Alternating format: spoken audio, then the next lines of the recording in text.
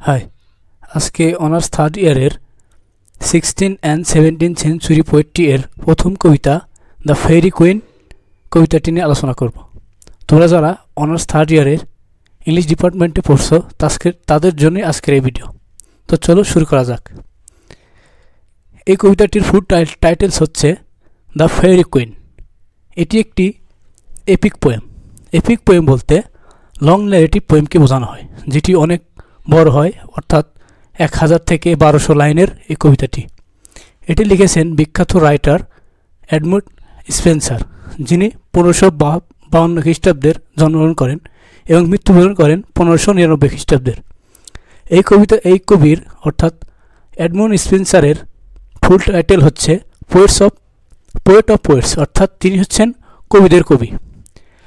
এই কবিতাটি সাধারণত হোমার অ্যান্ড ভার্জিল, এটি হচ্ছে ক্লাসিক এপিক্স, এবং হচ্ছে অ্যারিস্টর অরল্যান্ডো ফুরিওসো, এটি ইতালিয়ান এপিক্স। এই দুটি এপিক্স থেকে সাধারণত নেওয়া হয়েছে। এটি লেখা হয়েছে 1587 থেকে 1596 খ্রিস্টাব্দের মধ্যে। এটি পাবলিশ করা হয়েছে মোট 6টি বইয়ে। প্রথম তিনটি বই অর্থাৎ প্রথম তিনটি বই 1590 খ্রিস্টাব্দের এবং পরবর্তী যে তিনটি বই সেটি হচ্ছে 1596 খ্রিস্টাব্দের। মোট 6টি বই প্রকাশিত হয়েছে এই ফেয়ারি কুইন। এটির ধরন হচ্ছে এপিক পোয়েম। এপিক পোয়েম বলতে লং ন্যারেটিভ পোয়েমকে বোঝানো হয়েছে। এবং আরেকটি ধরন হচ্ছে অ্যালোগরিক্যাল ফ্যান্টাসি। অ্যালোগরিক্যাল বলতে আপনার রূপক কবিতাকে বোঝানো হয়েছে, অর্থাৎ এখানে এটির মানে এটি হচ্ছে অ্যালোগরি বলতে এটি কবিতায় বোঝাবে এক, কিন্তু এর হিডিং মিনিং হচ্ছে অন্য। এটি হচ্ছে ফার্স্ট পারসন এবং third person point of view লেখা হয়েছে। এটির টাইম সেটিং হচ্ছে a timeless mythical or modelled after medieval similarity and Christian values, অর্থাৎ এটির সময় হচ্ছে মধ্যযুগীয় বীরত্ব এবং খ্রিস্টীয় মূল্যবোধের অনুকরণে তৈরি একটি কালজয়ী পৌরাণিক যুগে যখন মধ্যযুগীয় বীরত্ব ও খ্রিস্টীয় মূল্যবোধের অনুকরণ করা হতো, তখন এই কবিতাটি লেখা হয়েছে। এটির প্লেস সেটিং হচ্ছে ফেয়ারিল্যান্ড। এটি ফেয়ারিল্যান্ডটি লেখা হয়েছে এবং এটি হচ্ছে ইমেজারি অ্যান্ড সিম্বলিক ল্যান্ডস্কেপেও লেখা হয়েছে। ইমেজারি বলতে কাল্পনিক, এটি কাল্পনিক ল্যান্ডস হিসেবেও কাল্পনিক স্থানগুলো নির্ধারণ করেও লেখা হয়েছে এবং ফেয়ারিল্যান্ডে লেখা হয়েছে। এটি এবার এপিক পোয়েম কি সেই সম্পর্কে জেনে নেব। An epic poem is a long narrative poem that tells the story of heroic deeds, adventures or events significance to a culture or nation, অর্থাৎ একটি মহাকাব্য হলো একটি দীর্ঘ আখ্যানমূলক কবিতা যা একটি সংস্কৃতি বা জাতির জন্য বীরত্বপূর্ণ কর্ম, অভিযান ও ঘটনাবলীর গল্প বলে। It is usually combines history, legends, and myth, often highlighting universe themes such as bravery, honor, loyalty, fate, and the struggle between good and evil, অর্থাৎ এটি সাধারণত ইতিহাস, কিংবদন্তি এবং পৌরাণিক কাহিনীকে একত্রিত করে, প্রায়শই সাহসিকতা, সম্মান, আনুগত্য, ভাগ্য এবং ভালো মন্দের মধ্যে সংগ্রামের মতো সর্বজনীন বিষয় তুলে ধরে। অর্থাৎ এই মহাকাব্যে সাধারণ এপিক পোয়েমগুলোতে হচ্ছে ইতিহাস, কিংবদন্তি, সম্মান ও আনুগত্য, ভাগ্য এবং ভালো মন্দের সংগ্রামের বিষয়গুলোই এই এপিক পোয়েমে সাধারণত তুলে ধরা হয় এবং হচ্ছে প্রোটাগনিস্ট অর্থাৎ নায়কের বীরত্বপূর্ণ কর্ম, কাহিনী, ঘটনা এগুলোও হচ্ছে এপিক পোয়েমে বলা হয়। এবার দ্য ফেয়ারি কুইন কবিতাটির হচ্ছে থিম হচ্ছে অ্যালোগরিক্যাল অফ ভার্স, অর্থাৎ হচ্ছে রূপক কাকে বলে। এই কবিতায় মানে হবে এক, কিন্তু এর হিডিং হচ্ছে আলাদা। এইগুলোকেই অ্যালোগরিক্যাল বিষয় বলে। রিলিজিয়ন্স, ধর্ম, পলিটিক্স, আর্কিকটাইপ হচ্ছে প্রাচীনকালে যে আর্কিক ভাষাগুলো ব্যবহার করতো সেই ভাষায়ও কিছু ভাষা এই কবিতায় ব্যবহার করা হয়েছে। সিম্বলিজম অ্যান্ড অ্যালিশনও এই কবিতাটিতে ব্যবহার করা হয়েছে।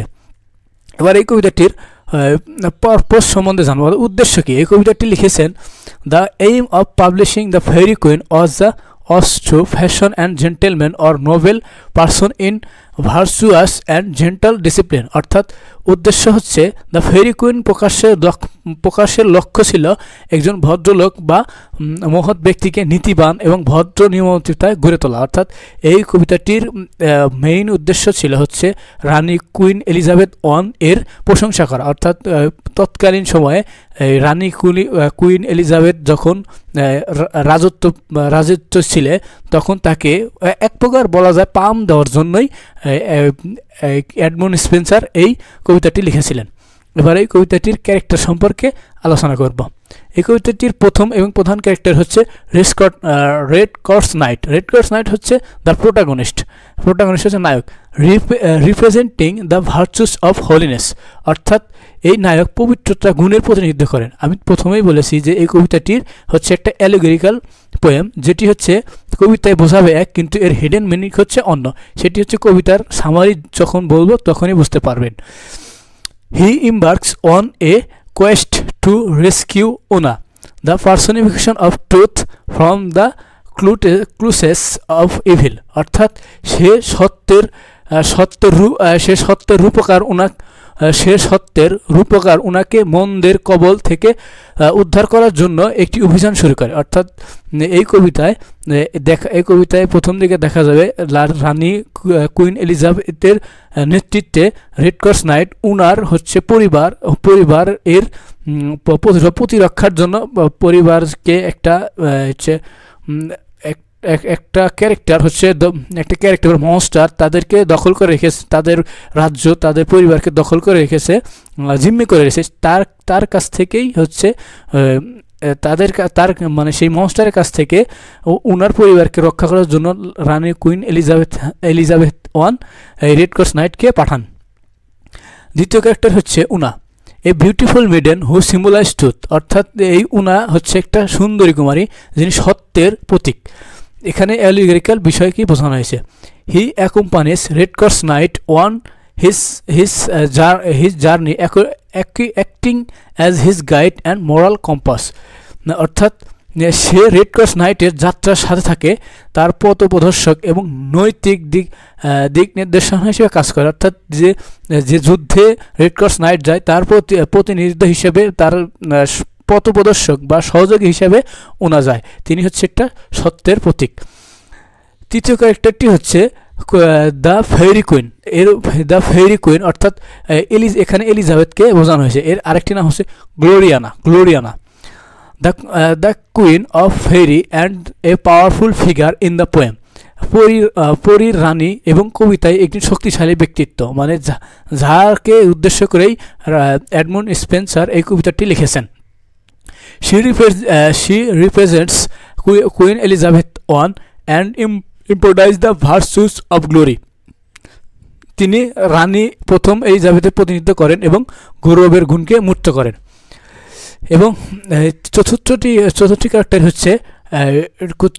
ক্যারেক্টারটি হচ্ছে Duessa, a deceitful and manipulative character who represents falsehood. অর্থাৎ একজন প্রতারক এবং কৌশলী চরিত্র যে মিথ্যার প্রতিনিধিত্ব করেন। She often efforts in various disguise and leads red cross knight astray. অর্থাৎ সে প্রায়শই বিভিন্ন ছদ্মবেশে উপস্থিত হন এবং রেড ক্রস নাইটকে বিপদগামী করেন। এবার চতুর্থটি হচ্ছে আর্কিমেঙ্গো হচ্ছে এ scholar and master of illusion. তিনি হচ্ছেন একজন জাদুকর এবং মায়ার মালিক। এখানে এই কবিতায় তিনি একটা ভণ্ড প্রতারককে বোঝানো হয়েছে। মানে একটা তিনি উপরে যদিও তিনি ভালো সাজার চেষ্টা করেন, নিজেকে পাপী বলে মানে একটা ধর্মভীরু মানুষ হিসেবে পরিচয় দেয়, কিন্তু তবুও তিনি একটা ভণ্ড প্রতারক এবং মিথ্যার একটা গোডাউন বলতে পারো। হি impersonates Una to deceive race course night and attempts to lead him into temptation। অর্থাৎ সে রেড ক্রস নাইটকে প্রতারণা করার জন্য উনার ছদ্মবেশ ধারণ করে এবং তাকে প্রলোভনে ফেলার চেষ্টা করে। অর্থাৎ কবিতায় একটি পর্যায়ে দেখা যায় যে এই আর্কিমেঙ্গু তাদের উনা এবং রেড স্কট নাইটকে হচ্ছে তোমার আশ্রয় দেয় এবং তাদের মধ্যে একটা ভুল ভ্রান্তি সৃষ্টি করার জন্য এই হচ্ছে উনার একটা চরিত্র, একটা শয়তানকে দিয়ে উনার চরিত্র ধারণ করে এবং তাদের কাছে মানে উনাকে দিয়ে মানে ওই শয়তানকে দিয়ে রেড ক্রস নাইটকে কুপ্রস্তাব বা কাজকর্মের জন্য অনুপ্রাণিত করে, যাতে তাদের মধ্যে একটা বিশৃঙ্খলা সৃষ্টি হয় এবং তাদের ফাটল ধরে। ষষ্ঠটি হচ্ছে প্রিন্স আর্থার, অর্থাৎ a noble kinds who personification magnificence and the idol English ruler. Prince Arthur হচ্ছে একজন মহৎ নাইট যিনি ম্যাগনিফিকেন্স এবং আদর্শ ইংলিশ শাসকের মূর্ত প্রতীক। He appears throughout the poem to assist other character in their quest, অর্থাৎ তিনি কবিতা জুড়ে অন্যান্য চরিত্রের তাদের সন্ধানের সহায়তা করার জন্য উপস্থিত হন। এবং সপ্তম চরিত্রটা হচ্ছে স্যার গায়ন, দ্য নাইট অফ টেম্পারেশন, অর্থাৎ temperature knight. He undertakes a separate adventure encountering various moral challenge and he strives to maintain self-control, অর্থাৎ তিনি একজন পৃথক অভিযান পরিচালনা করেন আত্মনিয়ন্ত্রণ ও বজায় রাখার চেষ্টা করার সময় তিনি নৈতিক চ্যালেঞ্জগুলোর মুখোমুখি, অর্থাৎ তিনি হচ্ছে একটা ভালো চরিত্র যিনি নৈতিক চ্যালেঞ্জগুলোর মুখোমুখি প্রায় হয়ে থাকেন। অষ্টম ক্যারেক্টারটি হচ্ছে ব্রিটোমাট, a female knight and the embodiment of sexuality. He searches for her beloved Arthurgal, who represents justice and faces numerous trials along the way, অর্থাৎ তিনি একজন মহিলা নাইট এবং সত্যের মূর্ত প্রতীক। তিনি তার প্রিয়তমা আর্টেগালকে খুঁজেছেন যিনি ন্যায় বিচারে প্রতিনিধিত্ব করেন এবং পথে অসংখ্য পরীক্ষার সম্মুখীন হয়। আমাদের তৃতীয় বর্ষের যে সিলেবাস আছে সেই সিলেবাসে সাধারণত 4-5টি ক্যারেক্টার, অর্থাৎ রেড স্কট নাইট, তারপরে হচ্ছে তোমার উনা, দ্য ফেরি কুইন, ডুসা এবং এই যে আর্কিমেঙ্গু, এই 5টি ক্যারেক্টার সম্পর্কে যদি ভালোভাবে জানো তাতেই হবে। কিন্তু তোমাদের পরবর্তীতে যদি কোনো বই টই পড়তে চাও, অর্থাৎ আরও যে 5টি হচ্ছে বই আছে তোমার দ্য ফেরি কুইনের, সেটা যদি পড়তে চাও তাহলে এই ক্যারেক্টারগুলোর দরকার হবে। তাছাড়া 5টি ক্যারেক্টার সম্বন্ধে জানলেই আপাতত 3rd ইয়ার পার করতে পারবা। এবার এই কবিতাটির ব্যাকগ্রাউন্ড সম্পর্কে জানব। এই কবিতাটি ব্যাকগ্রাউন্ড হচ্ছে the fairy queen was written for queen Elizabeth one, অর্থাৎ কবিতাটি রানী এলিজাবেথ ওয়ানের জন্য লেখা ছিল। He ruled England as a strong Protestant queen, অর্থাৎ তিনি ছিলেন একজন শক্তিশালী প্রোটেস্ট্যান্ট রানী। Before her England was a Catholic country, তার আগ পর্যন্ত ইংল্যান্ড ছিল ক্যাথলিক দেশ।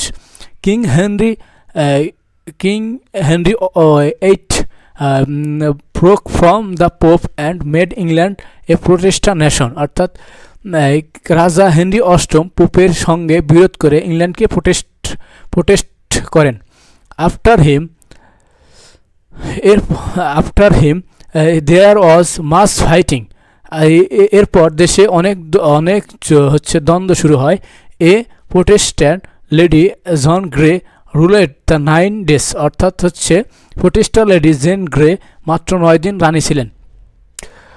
দেন queen Mary a Catholic ascended to the throne, অর্থাৎ পরে ক্যাথলিক রানী মেরি রানী হন। She was called bloody Mary by some, অর্থাৎ অনেকেই তাকে ব্লোডি ম্যারি বলেন। লেটার রানী Elizabeth became queen and restored England to Protestantism, অর্থাৎ এরপর এলিজাবেথ রানী হন এবং ইংল্যান্ডে আবারও প্রোটেস্টানিজম নিয়ে আসেন। There was still fighting specially in Ireland, তবে তখন দ্বন্দ্ব চলছিল বিশেষ করে আয়ারল্যান্ডে। Edmund Spenser also fought there for queen Elizabeth, অর্থাৎ সেখানে স্পেন্সার রানীর পক্ষেই যুদ্ধ করেছিলেন। This history helps us understand the meaning and message to of the poem the fairy queen, অর্থাৎ সেখানে স্পেন্সারের এই ইতিহাস জানলেই কবিতা অর্থ ভালোভাবে বোঝা যাবে। অর্থাৎ দ্য ফেয়ারি কুইন এই কবিতাটি অনেক বড়, যদি ডিটেলস পড়তে যাই তাহলে ক্লাসটি অনেক বড় হয়ে যাবে। তো আজকের ভিডিওটি এ পর্যন্তই। পরবর্তীতে এই কবিতার ডিটেলস সামারি জানার জন্য তোমরা অবশ্যই চ্যানেলটি সাবস্ক্রাইব করবে এবং লাইক কমেন্ট করে পাশে থাকবে। ধন্যবাদ। আসসালামু আলাইকুম।